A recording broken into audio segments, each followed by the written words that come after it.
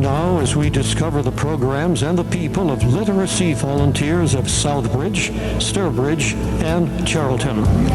Last year, over 80 adults who could not speak English fluently or understand our language, and those who needed help in basic reading and comprehension, along with those who have lived in the United States for at least 5 years and are seeking citizenship, found their way to an office on the second floor of the Southbridge Town Hall marked Literacy Volunteers. An affiliate of Literacy Volunteers of America, Literacy Volunteers offers free, confidential, one-on-one tutoring to adults. Students from 17 different countries have been helped in the past year by trained, dedicated tutors. Men. Good morning. I'm Maureen Hannigan. Hi, I'm Josephine Kavinsky. I'm glad to meet you, Josephine. I appreciate that you called ahead for an appointment. I understand you're interested in literacy. Yes, I am. I read an article in a newspaper about it, and I'd like to know a little bit more about it. We're happy to tell you about it. We're so proud of our program. We have 2 basic programs, plus we also have a citizenship program, which is directed by Dorothy Wright. But the tutors will be working in one of our 2 basic programs. There is basic reading, and that is for adults that have gone through the school system but do not read or comprehend above a 3rd or 4th grade level, or perhaps did not go all the way through the school systems. The programs are only for adults. We don't work with the children here, just adults.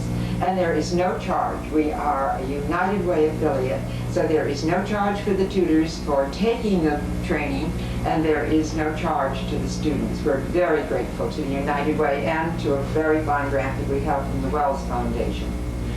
The basic reading program, the students will tell you basically what they need. Perhaps it's help reading the newspaper. Perhaps they want to be able to write a little bit so they can write a note to the teacher at school explaining why the child was absent. Perhaps they want to read some material from their job site and they will bring it into you and ask you to help them with that. We work with whatever the student needs because being adults, they know what is most important to them. Our other program is an ESL, English as a Second Language program. We are now working with students from over about 17 different countries that have come to us. Some of the students know a little English. Some have had English in school in the country that they came from. So they have what we call a book learning English. Good morning, how are you? But when they come here and someone says to them, hi, what's up? Or many of our other idioms, it's very difficult for them if someone says, slow as molasses in January, or get on your white horse. These are the things that they do not understand. And we don't teach grammar as such. So many people will come and say, oh, I knew an adjective from an adverb in high school, I don't know anymore. That's not important. We teach those that don't know any English, we teach basic English so that they can survive, survival English. The tutors take an 18-hour training program. They have a great deal of flexibility. The tutor is allowed to decide when she wants to tutor, what day of the week she would like to come in. She may decide if she wants to come in the morning or the afternoon or the evening. If she has other duties in the morning, but perhaps she has children in school and that's a good time for her to come in. Many of our tutors work and come in the evening to tutor. So they have that flexibility. They may also say whether they would like to work with a man or a woman.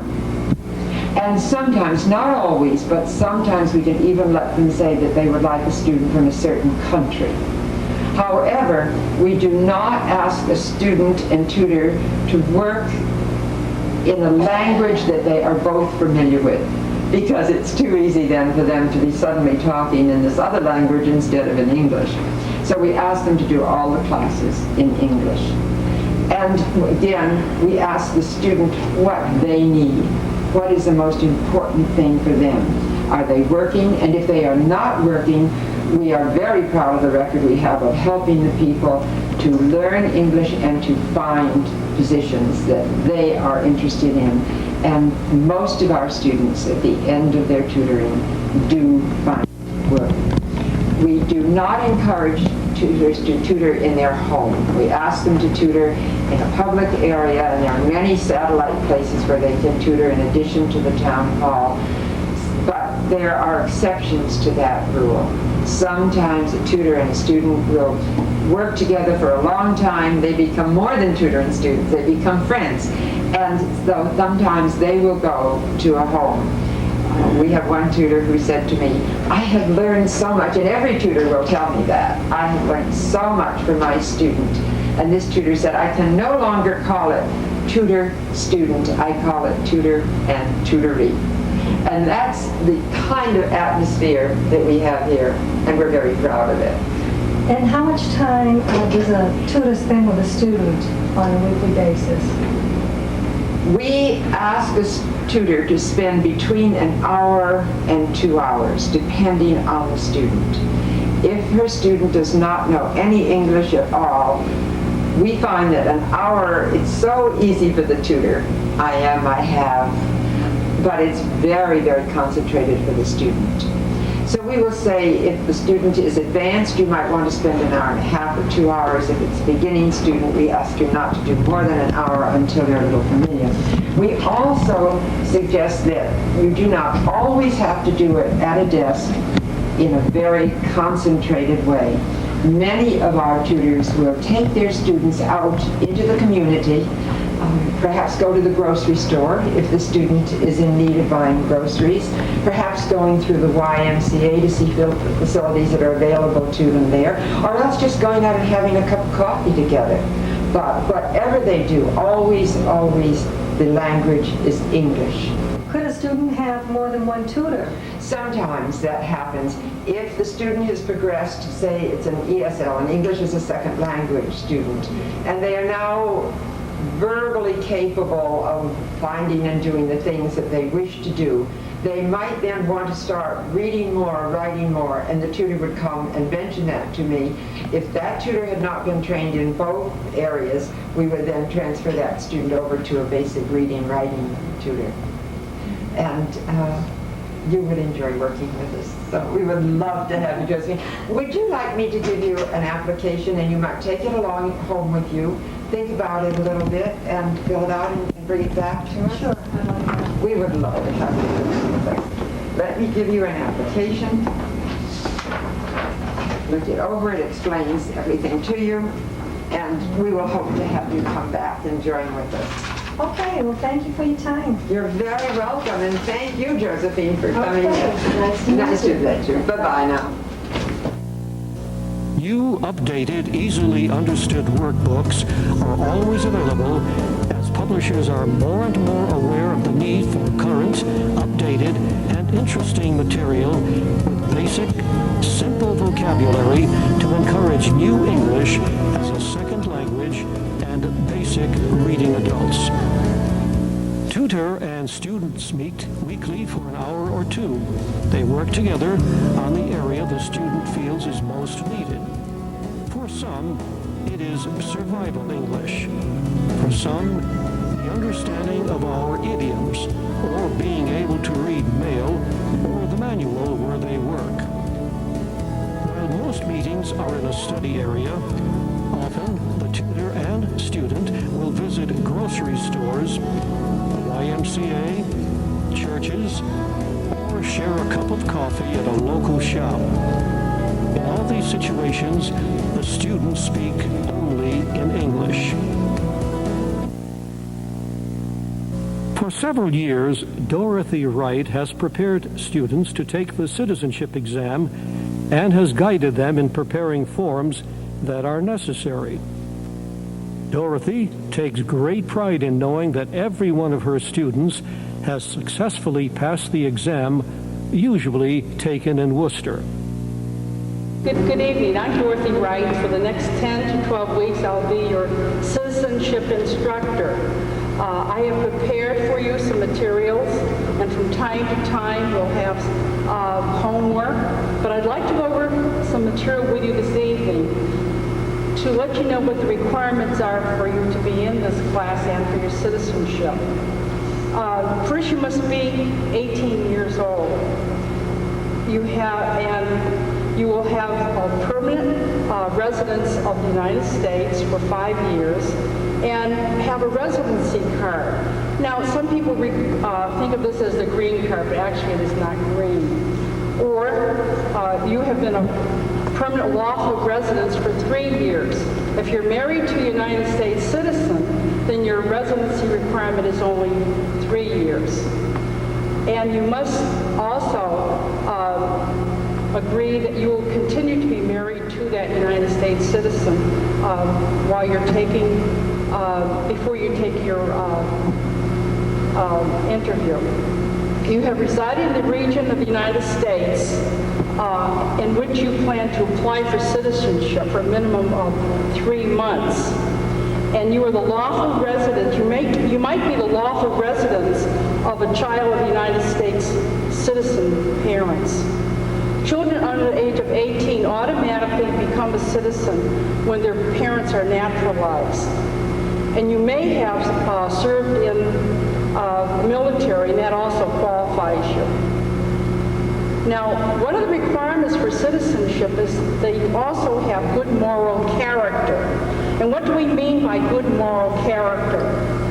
Well, first, that you did not lie to the Immigration Naturalization Service, that your Form N-400 had accurate and concise information, that you intend to pay taxes as required, and if you're married, you only have one spouse. You have not been arrested or convicted of a crime or have a pending criminal case, and this is very important. You are not a current member of a Communist Party or a Nazi Party. And if you are a male between the ages of 18 and 26, you will register for the Selective Service. Now, those are the basic requirements for you for application for citizenship. And when can you apply? You can apply for your citizenship anytime after you have had the legal requirement of 5 years. And basically, that is what you will have. We'll be using this book throughout our course, along with other work that I will prepare for you. We will have regular homework, and I really feel that I'm going to enjoy working with you and learning as much about you as you will learn from our work. Thank you very much for coming. If you have any questions, stay, and I'll be very happy to answer any of your questions individually. One of the most successful, popular, and well-attended programs is the bi-weekly International Night, hosted by outstanding tutors Archie and Ziggy Damien. It is open to all students and their tutors. Each meeting features a different theme, and all enthusiastically take part. Those who feel shy at their first meeting are soon laughing and making new friends from all over the world. They recently covered such topics as women's rights around the world, set up their own restaurant, and practice ordering and dining in public. They wrote about the things they most liked and the changes they would like to see in our country. And when it was published in a national newspaper, there was a happy room filled with published authors. National Literacy Month is celebrated in September, and this year, 3 outstanding students were selected by the local affiliate and presented to the national headquarters in New York. All 3 have been honored by being named Student Ambassadors for Literacy. They were presented with their official awards by Alice Forrester, President of the Board of Literacy Volunteers of Southbridge. It has been my privilege over the last 6 years to work with one of the most outstanding board of directors to be found anywhere in the state of Massachusetts. And today it is my honor to introduce to you the President of the Board of Directors, Alice Forrester, who will give the awards to our outstanding students. Thank you. In observance of Literacy Volunteer Month, proclaimed by the International Reading Association, literacy volunteers of Southbridge, Sturbridge, and Charlton are honoring 3 outstanding adult students who have overcome significant obstacles in mastering English as a second language. First Lady is Mansoura Aho. We also are honoring Thalia Jenkos and Elmi Spence. They will be appointed as Literacy Volunteers of America, student ambassadors. They will be the first local adult students to be recognized nationally. An estimated 44 million adults lack the speaking and reading skills necessary to reach their potential as parents, citizens, and employees. Last year, Literacy of America tutored 68,000 adults in ESL, which is English as a second language, or basic reading. Locally, over 50 trained tutors provide individual help to 80-plus adults in ESL, basic reading, or citizenship, and this is all at no cost. Mansoura came from Syria. She came to the United States with her brother in 1980 and lived in Chicago until 1984. At that time, her brother and his wife moved to Southbridge, and she came with them. She was able to find work at American Optical, but she spoke almost no English, and life was so completely different for her from her native land. One day when she was working at AO, and tears started streaming down her cheeks. It was just because of her frustration at not being able to speak English, because she was so proficient in everything that she did. She could be shown once and she knew how to do any job. But it was this concern about not being able to speak the language that distressed her greatly. And one of her co-workers gave her directions to literacy volunteers and told her a tutor would help her, and it would be at no cost. Now Mansoura is a businesswoman. She has her own Delman Alterations and Tailoring in Sturbridge. She loves her customers, and they love her. She is proud of the excellent work she does for each one, and as well she should be. She is a tremendous asset to her community, and we are very, very proud of Mansoura, and we have a gift for her. Mansoura, would you come up, please?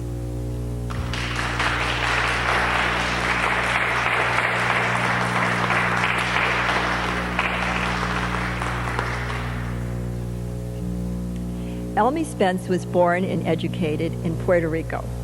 She had worked as a teacher, was active in the Teachers Theater Company, and for 20 years was employed in the Department of Labor as an employment interviewer and employment relations officer.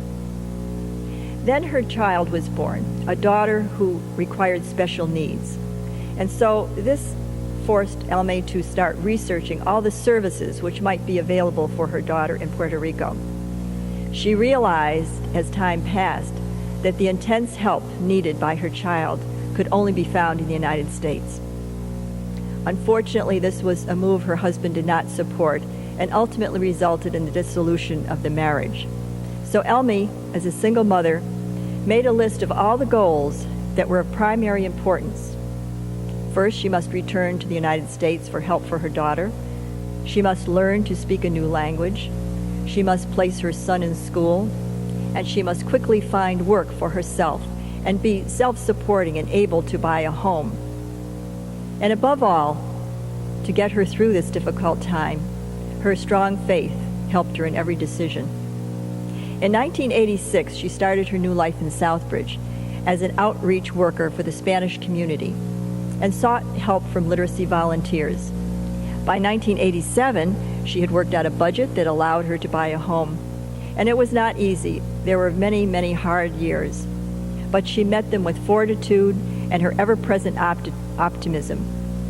Today, Elmi heads Catholic Charities of Southbridge, serves as a student advisor on Literacy Volunteers Board, advocates for special services for children in need, and is the recipient of the Book of Golden Deeds.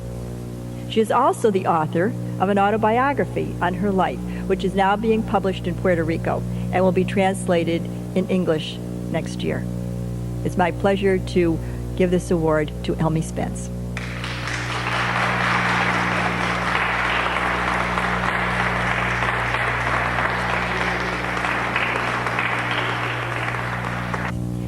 Thalia met her husband at a party in Greece. He was a U.S. citizen of Greek descent, and she returned to the United States in 1968 as his bride. Thalia had a dream, one she held all of her life. She wanted to be a teacher, to help children who needed a special understanding and encouragement in their lives. She realized that it would be a long, hard road to travel to a new country where she had no knowledge of the language. But Thalia and her husband, Sam, opened a pizza shop, Pharaoh's Pizza, on Mechanic Street. It's the oldest pizza shop in Southbridge. They both worked long hours and were very proud of the high standards and the excellent quality of their pizzas. When Thalia's two sons, one was in junior high school and one in high school, she then felt it was time to move toward her goal. She met David O'Brien, then the principal of Charlton Street School, who recognized her willingness to apply herself, who understood her potential and directed her to Southbridge Literacy Volunteers. Today, she not only has her GED, but is only 2 classes away from her associate's degree in Science and Human Services, with a 3.2 grade average. She still helps her husband at Pharaoh's Pizza while gaining experience as a teacher's aide, and also serves her church as vice president of the Society for the Poor. She is a student representative on the Southbridge Literacy Board of Directors, and of course her dream now is to graduate from Quinsigamond on the same day as her son. I'm delighted to present this award to Thalia Jenkos.